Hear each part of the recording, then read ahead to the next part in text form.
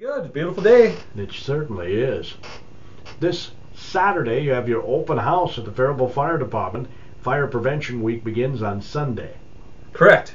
Our open house is from 10 to 1, and we have some new activities this year. We're trying some different things, so we hope everybody will come out, bring the little ones with, and it's for, well, it's not only for little ones, but we kind of target them. Yes, you do. But it's for everybody. There'll be something for everybody. We're also we're taking applications. We're going to be creating a list for paid on-call firefighters. So come on out. You can try a couple of the parts of the test to see how you not measure up, but how if you had any apprehension about the physical part of the job, we'll let you try some stuff, and we'll have applications there and a job description in case you're wondering what's going on.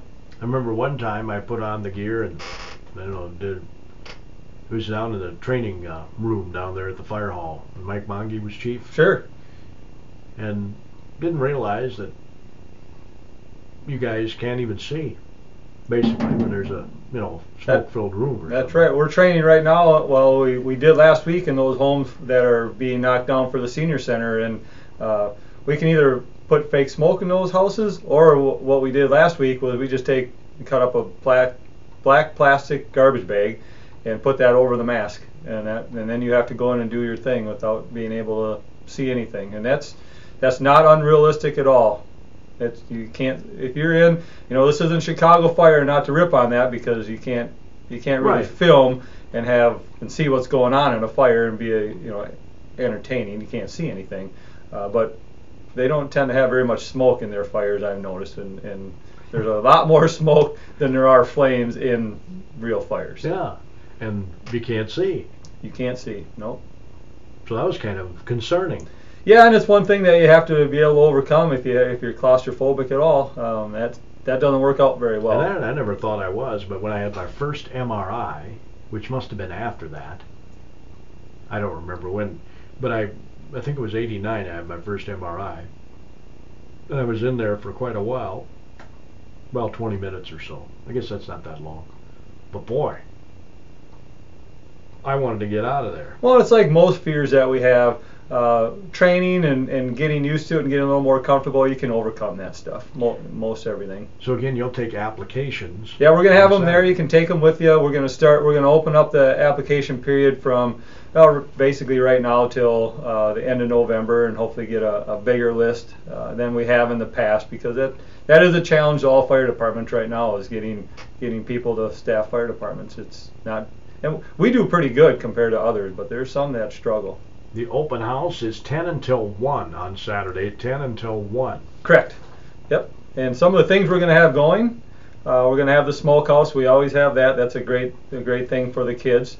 We have a new this year, a kids agility course, where they're going to do some of the same things that firefighters do in the test, like dragging a dummy, dragging hose. We actually have a cutout of a house with some flames, wooden flames in the window. They'll spray water on that. So we're looking forward. That's something new to us. We're looking forward to that.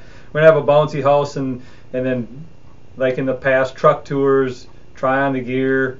We'll also have BACA, the Bikers Against Child Abuse, will be there, and they do a program where they fingerprint kids, and they do a little profile for your child that you can have in case they go missing. Well, what a great idea that is. Yeah. So did you say they're going to have a Save a Gordy? Save a Gordy. We might, if you're there, pull the dummy around us. Well, yeah, we might. If you're there at the right time, we got enough kids. We'll see if they can drag you around. Yeah. Again, that open house is this Saturday. We're going to get some fire safety tips from our fire chief a week before Fire Prevention Week, when AM Minnesota continues. Hey, this is Dave with Dave. That screen up there, over there? Caller, come in and talk doing to anything when you're talking last today time, about I got it on different pause. Oh. 507-256-7501. 256-7501. Fall is the best time to feed your lawn. With 10% off Scott's Turf Builder Winter Guard Fall Weed and Feed and Fall Lawn Food at the Home Depot. Scott's Turf Builder Winter Guard feeds your lawn to build strong, deep grass roots for winter when you need it most. So it'll be lush, green, and beautiful next spring when you want it most. Scott's Turf Builder Winter Guard Fall Weed and Feed and Fall Lawn Food. 10% off now at the Home Depot. More saving, more doing. Valid through October 4th. In Onea, Minnesota, the Faribault Fire Chief, Dustin Dienst. I like to call you Dusty. Yeah, that's what. Yeah, I'm not fooling anybody. You don't be changing. Okay. Dustin. Dustin's my real name, but Dustin Dienst. A little more official than I'm yes, used to. Yes. Is the Faribault Fire Chief, again, their open house is this Saturday from 10 until 1, obviously at the fire hall. Everybody's invited, right? Everybody. All of us. Everybody. You gonna be any food there? There will be food. The Cancer Society has their normal booth there that has. It's usually dogs, and I'm not sure what they're bringing, but there's chips and pop and cookies, and yeah. That sounds good. Kids agility course is brand new, you said. Yes. Yep. Something we did some research to change it up a little bit, and the guys came up with this. I have not seen it in action yet. I've seen some of the props and some of the things they're going to do, so it'll be new to us Saturday. So I'm looking forward to that. It looks like it'll be fun. Now you said you're taking applications for paid on-call firefighters. Are there age requirements here? I believe you just have to be 18 years or age or older in high school diploma. There's no upper limit? No. No, you're welcome. A 70-year-old could be a part-time paid on-call firefighter. Yeah, you bet. You just have to be able. There's some testing that goes into it. There's a physical ability test you have to be able to pass. So yeah, if you can pass it, doesn't matter what your age is. Oh, okay. Is the same true for the full-timers? Correct. All our full-time guys came up through the ranks, so they've had to pass that multiple times when they got paid on call, and then when they go to full-time, they do it again. And we train on it every year, because it's a good variety, a good blend of different abilities, and it makes you go up a ladder and put on a mask and darken out, and a lot of different things. So we, of course, like firefighters, we're very competitive. So not only do we do it, we keep track and we razz and we have a little fun with it. So you have to be able to carry a person, I'm assuming, out of a building. Yeah, we don't so much carry people anymore. We're getting more into the dragging of people. So even our turnout gear has a spot on the nape of the neck. If a firefighter goes down, you lift a little flap, and underneath there is some webbing that goes around the armpit so you can drag people out. Because carrying is tough, and some people it's impossible to carry, but we can drag about everybody, even if it takes a couple. So part of the test is that you drag 100, and I think he's 160 pounds of dead weight down 100 feet. And it'll make you sweat. Well, I'm sure it will. We're talking dead weight. Yeah, this is, and that's one thing you see with a person when they're not able to help. That they're like I said, there's nothing there. There's not any rigidity. They're difficult. The dragging is just part of it. Is actually getting a hold of someone and holding on to them for a long time. Because they can't help you. Yeah, because they may be unconscious, or they're not holding on to you while you're holding on to them. So that can be a challenge. And this, of course, this is a big plastic dummy that is a little more rigid, so you can get a hold of him, but he's not helping you none, and he's just dead weight you're dragging. All right. Again, that open house is this Saturday. Fire Prevention Week begins on Sunday, runs through next Saturday, right? Correct. And the theme this year, you just told me, was? Every second counts, plan 2 ways out. So we preach this from kindergarten, preschool on up, that you have to have 2 ways out, and we're talking in a building where you sleep for the most part. Most places, I've always said that typically during the day, like where we're sitting right now, if there's a fire, we don't need a smoke alarm to tell us that or any of that. We're talking about where people sleep. That's where people die. That's where we have to concentrate, because when you're sleeping, your senses aren't with you. So you need smoke alarms to tell you that there's a fire.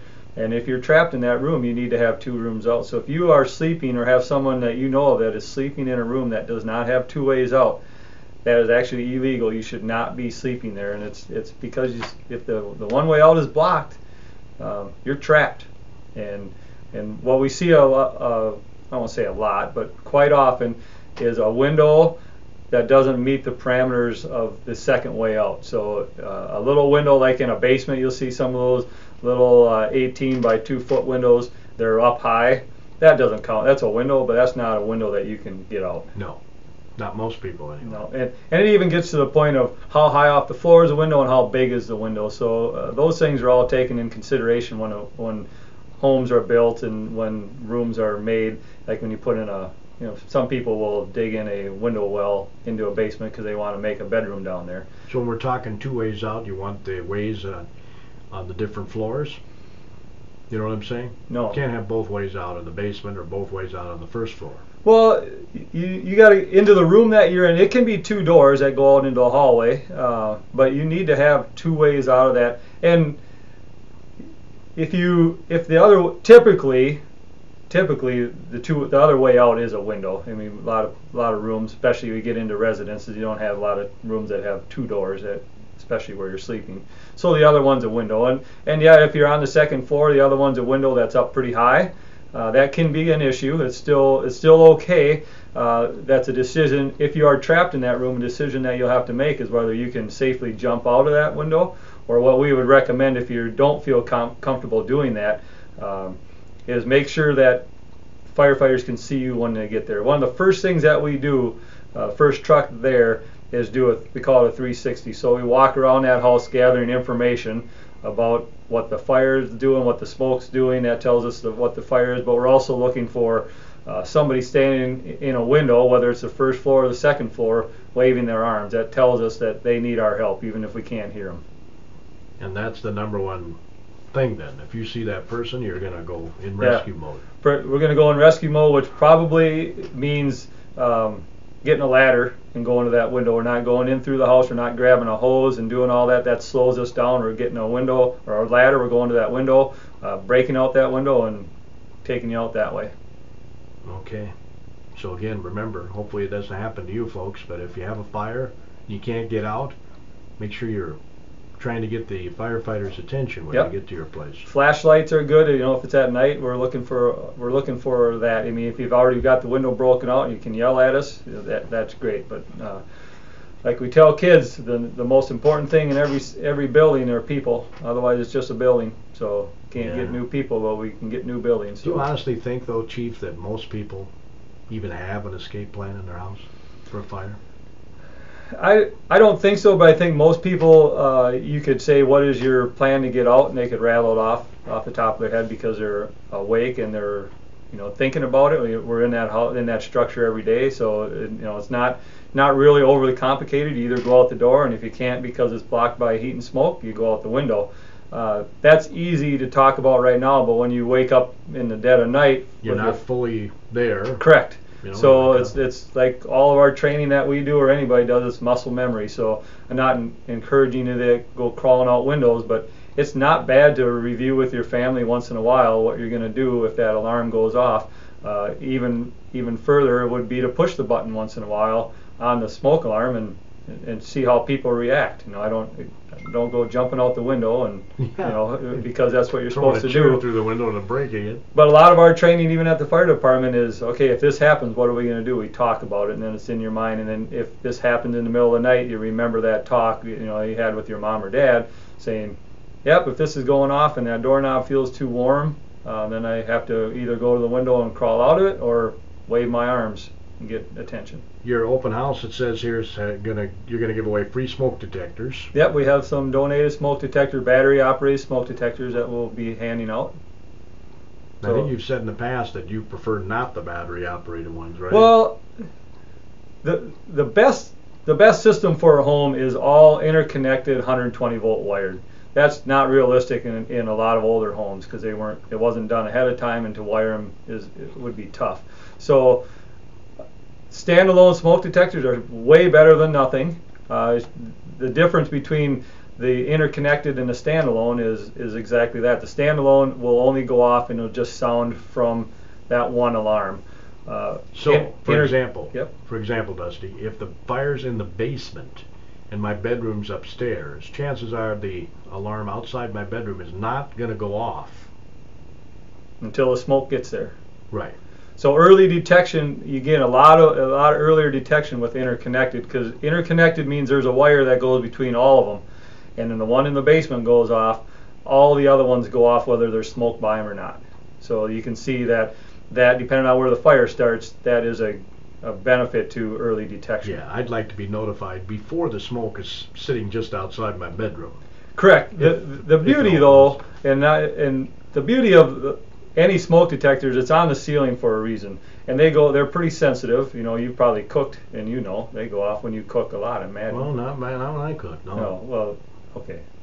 So the idea is that they're up on the ceiling and they go off very early. So even if the smoke is right outside your bedroom and you come out, the smoke detector is going off, there's a pretty good chance there's still very good visibility, you know, from the 6 foot down level down, because the smoke detector is up high where the smoke is. So you're either going to have to crawl or crouch down to get out. But having them up high, that's why they're up high, that's where the smoke's going to be. So I know we talk about this probably every time you come on. How often should you replace those? The smoke detectors themselves, they're saying minimally every 10 years. 7 to 10 years is what they're saying. So there's a couple rules of thumb. If it's yellow, I can almost guarantee it wasn't yellow when you bought it. So we know when plastic is out, white plastic is out, it turns yellow. So if they're yellow, you can almost guarantee they're more than 10 years old. The other thing I've noticed over the years, if you can't remember the last time you had them replaced, they're probably well over 10 years old. So they need replacement. Technology's changed. That's part of it, right? Yeah, the technology has changed. The battery, you know, we're used to, we still promote this and we have to do this. Even the hardwired smoke detectors have a battery backup, and that's in case that you lose power. And it goes without saying that if you lose power because of a storm, there's a probability, there's a chance there, maybe a heightened chance that with lightning and what's going on, that you could have a fire. So you have to have smoke detection during that power outage. So the battery in hardwired smoke detectors is there just to make sure that you'll have an alarm working when the power goes out. That battery needs to be changed at least once a year, like all batteries. That's one we don't think of a lot. The beauty of those is that at about 2 in the morning is when the battery will go so low that the thing is smart enough to start chirping and be very annoying. Yes. And that's on purpose. That's telling me you need to put a new battery in me. These smoke detectors and alarms that are ran solely by a battery will do the same thing. That battery is the only power source, so that's even more important to have that battery to be a fresh, good battery. Now, I think I've told you this before. I haven't replaced my smoke detector since I moved in my home, whatever it's been, 25 years ago, I think. Okay. I test them every 6 months. You know, when we spring forward our clocks and we fall back our clocks, I put new batteries in my smoke detectors and I push the little button. But you were just telling me before you hit the airwaves that that's not sufficient. Well, that would be, I would call that very bare minimum. For one thing, they're way too old, so you need new ones. There's really 2 parts to a smoke alarm, and one part is the sensor that actually senses that there's smoke, and the other part is the noisemaker or the sounder. So when you test that, when you push that button, you're only testing the sounder. There's no real good way to test the sensor, other than maybe for you to cook something. And burn it. And burn it, yes. So we don't recommend holding an open flame up by it to test it. What we do recommend, and because of the lack of a good solid match. Now, what I would say is that's the reason they put a date on these things. You have to put some trust in the makers of these smoke alarms that for 10 years that sensor is going to be good. Well, they want to sell more smoke alarms. Come on. Yes, but for what they cost, it's not worth taking that chance. So we don't recommend testing them with any kind of a smoke unless you're like a Fetties. They have smoke in a can and you can spray up there and make sure it goes off. So when you push that button, and you're supposed to do it every month, Gordy, make sure the sounder goes, and then you know the sounder is working, and you just have to trust that the sensor is good. And anything after 10 years, manufacturers are saying, don't trust the sensors anymore, so get new ones. Wow. So every 10 years I need to replace these. Yep. That's what we're saying. I just replaced mine on Tuesday night. And you test it every month. That's what they recommend. Not just when you change the batteries when you fall Correct. Back in the fall and spring forward in the spring, the clocks, which I think is a great reminder. Yes. Yep. And we'll never have dead batteries. That's right. And what we like to do, what I like to promote is when you test them, have other people around and, okay, I'm going to go test the smoke alarm, and when I push the button, I want you to tell me what you would do if that goes off, depending on what room you're in when that goes off. Because if you're in your bedroom, you do this. If you're in the living room, you do that. So it's a good way maybe to run the plan by your family, and when you test that, what you're going to do. Yeah, even though you may not have a formal plan, you're saying. So you got a special event coming up on not only fire prevention, but fall prevention. Yeah, so on October 11th at 1 p.m. at the Senior Center. Next week. We want to, we're going to do it's an NFPA sponsored program called Remembering When. It's for seniors, and I think the Remembering When comes in as remember when I could roll out of bed and crawl, and remember when I could get up and run. So there's we'll go over a lot of things when it comes to seniors and fire prevention and fall prevention. A lot of numbers, a lot of things you can do to prevent the falls that hurt seniors more than they do others. And it's a sobering fact that seniors are more likely to die in a house fire than others, and mostly because of mobility and their ability to escape. Yeah, they don't move as fast. Correct. It's part of being a senior. Yeah, might not hear as well. There's a lot of things that go into it, but we'll discuss that stuff. And go over some things you can do to put to up your odds, and it'll be a fun about an hour or so. Might even be some freebies that I have for testing smoke alarms. That's next Wednesday. Next Wednesday, 1 o'clock. Faribault Area Senior Center. They just did their expansion groundbreaking last evening. That was last night. That was pretty neat. I was there to watch that. It's going to be a wonderful thing, that new building. They're tripling. They're adding an addition that's triple the size of what's there now. Yeah, if you haven't been down there for stuff, we go down there for different educational things and to talk with people. It's a neat atmosphere. There's a lot of people there, and good-hearted people that want to help. So it's fun to be around. Yeah, be nice to even utilize it more. Yes. And we need more seniors to join to make it even a more successful place. Are there any fire prevention tips you have for us here right before Fire Prevention Week, Dusty? Yeah, so we went over the changing of the batteries. That's very important, making sure you have fresh batteries and also fresh smoke detectors, and we call fresh less than 10 years old. Cooking fires is the leading cause of fires in the United States. And it goes without saying. You have heat and you have open flame going. They're very preventable. What we see, and we see it here in Faribault, is most cooking fires go back to inattentive people that are actually doing the cooking. The cell phone rang and I got talking and I forgot, or the neighbor came. Fell asleep. Yeah, fell asleep. The neighbor came over. I went across the hall to the apartment to invite them over, and we got talking. And next thing, the alarms are going off because it boiled all the water out. And so, really, a lot of fire prevention things are very easy to keep from happening again. Sometimes it's just paying attention. Sometimes it's going to classes like we're going to put on at the Senior Center as a reminder, just a refresher once in a while. We're not going to probably tell you anything you didn't already know, but it's going to be a refresher, and we put some numbers behind it, and it's kind of sobering when you see what goes on and what doesn't have to happen. And every home should have a fire extinguisher. Yep, fire extinguisher, and don't keep your fire extinguisher in your kitchen where there's probably a fire, because then that means you have to go into where the fire is to put it out. We don't even do that as a fire department.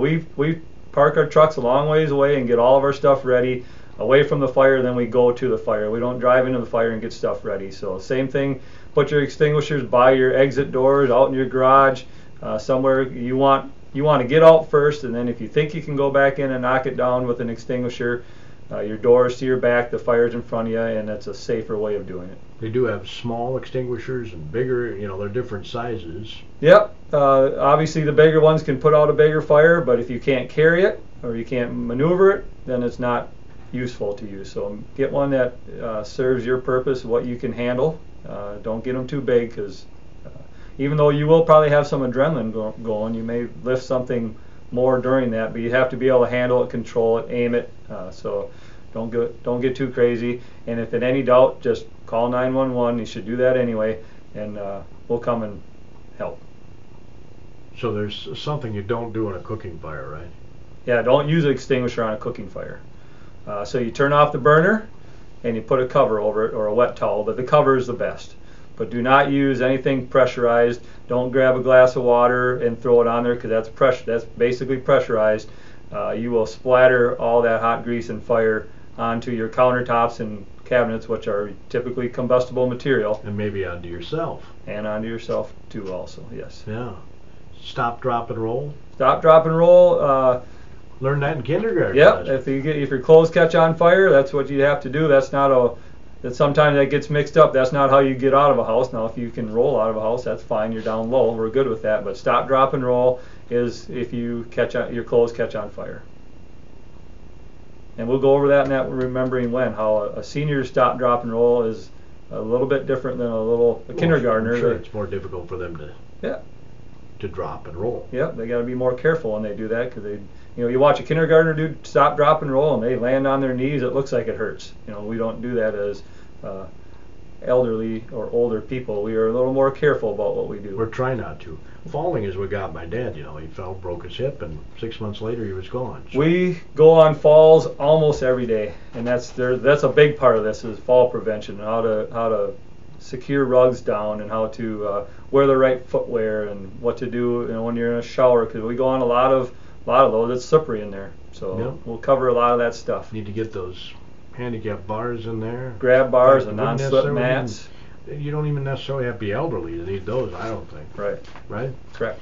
All right. Well, thanks, Dusty. We never have enough time. There's tons of stuff we could still touch on, but we'll run out of time. Well, and invite me back. I never turned down one of your invites yet. I would love to have you come back. That concludes today's edition of AM Minnesota. By the way, we're going to have a couple of fire prevention shows next week with the Kenyon Fire Department Monday and Northfield Wednesday. You're in tune to KDHL AM, Faribault, Minnesota.